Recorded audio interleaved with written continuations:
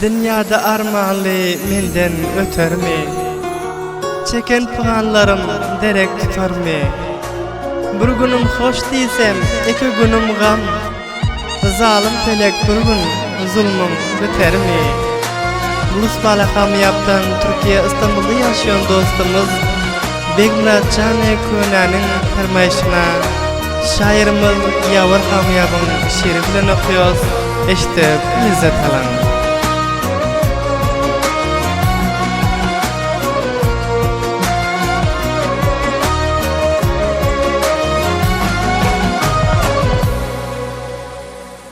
Gamlanma sen ey mehveşim, bir sensin men dil hoşim.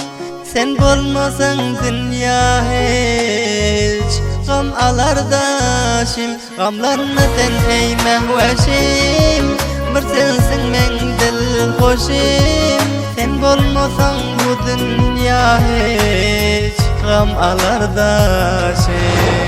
Ayrılık gün yetip geliyor, yadlap gözüm yaşı doluyor. İkimiz dedim günah yok mu yüreğim yakşı biliyor. Abdül sen başka batalı, ikimiz hem dal katalı. Ayrılacakmız nalım şonda ümke yolu tutalı. Şu çoka yakşı görüşüp geldik, ama indi ayrılar naçar. Gidersin ayrılıp yöne kulak as, sana birce pendim var. Unutma sana eden hak sevgim, unutma. Sensiz kalıp çekecek kaygım, unutma. Sensiz yeken kalacağımı unutma. Gamın bilen solcağımı.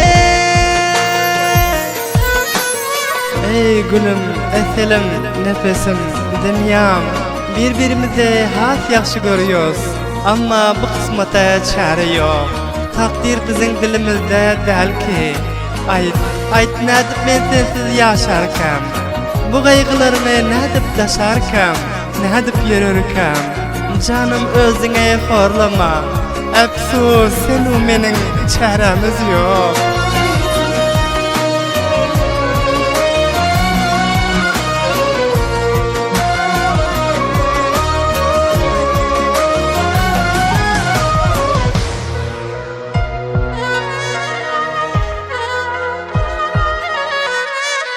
Yavur kami yapyan da şirin, yarlık etmendi bu takdir.